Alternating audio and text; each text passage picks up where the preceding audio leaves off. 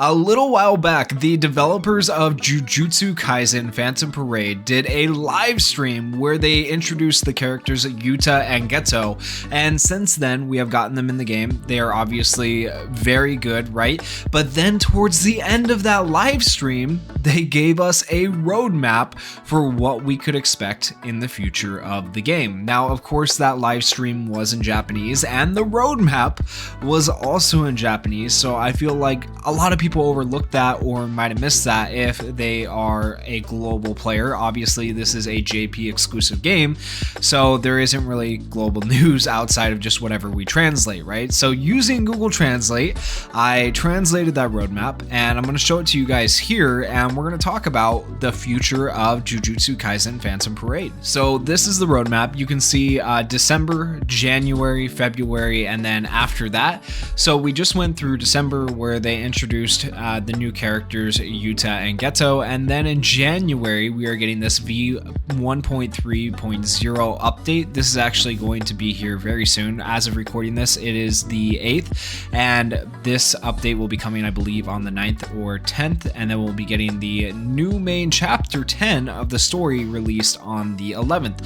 So there will be more story to play through. Right now in the game you can only play up to chapter 9, and the very last battle of chapter 9, oh my gosh, that is a doozy. It was actually quite hard, so I'm looking forward to what the content's going to be like in chapter 10. Is it going to go back to being a little bit easier, then have a hard boss fight at the end, or is it all going to be that level of difficulty?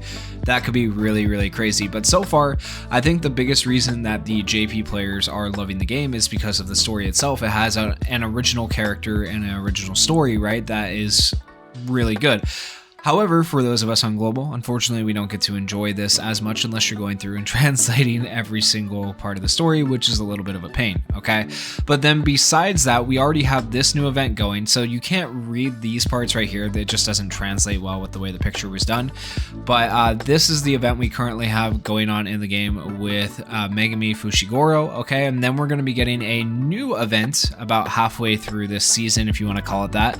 And that will start running alongside the Megami event and towards the end of it, and then it will continue on past the Megami event and lead us into the next event, where at that time, instead of getting a new story chapter, we are going to be getting a new type of event scheduled. I don't know what type of event that's going to be, if it's just going to be like an in-game event with like missions, or if it's going to be like a whole new piece of content to the game, like a new challenge mode or something like that. That could be really cool. But it looks like they're going to be following kind of this idea here where they go a chapter every 2 months. So you'll notice in January we get a chapter, then we go February with a new event, and then we go presumably into March with the main story will be updated every 2 months right here.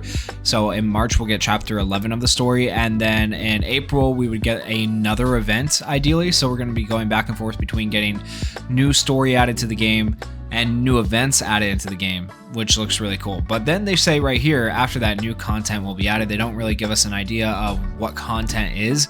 Is it going to be more events? What is it going to be? It's hard to say, okay? So that's really vague and really broad, all right? But you know, it's good to know that they are adding content into the game. That is the main thing I was looking for personally, because while the characters and the residues are really well designed for the game, it feels like once you have beaten the story and kind of gone through the other content in the game, there's not a whole lot to do.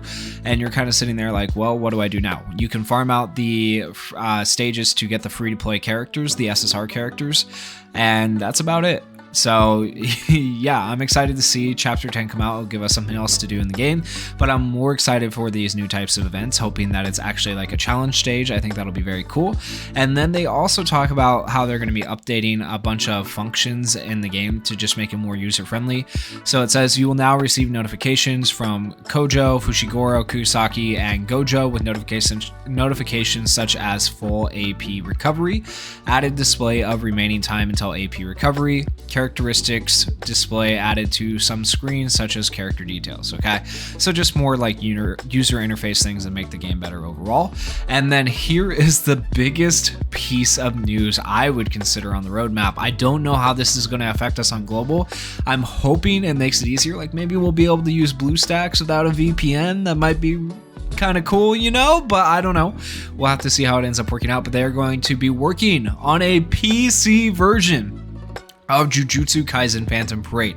Okay, but this tells me that if they are willing to work on a PC version of this game, they obviously see longevity in the game. They see that it is going to do well, or that's what they're thinking. And based on the views that like videos in Japan are getting, and based on how much hype is behind the game right now, I could definitely see the game doing well. Now the question is the game going to die down, or is it going to continue to grow? Hopefully it continues to grow, because then what that means for us, global players who are playing on the JP version with a VPN right now, is that we have hope for a global version of the game. If they can do a PC version, they can definitely do a global version of the game, which would be so cool. Now, I'm really hoping for this. I think it will happen? I think it's like a 50-50, right? I don't really have that much hope for it, but we'll see. We'll see. I feel like with the massive success that they've had so far, it's very possible, but that massive success needs to continue. Okay, it can't die off, and they need to see the value in their game going global. So hopefully that will happen. Hopefully the JP players will continue to keep it alive.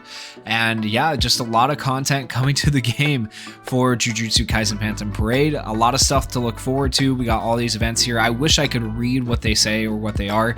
If you happen to know exactly what they are, if you found it somewhere, if you have a link, and you're watching this video to like leaks and stuff like that, drop it down in the comments, or you can always join my Discord and message me if you have a way to find better leaks on this game.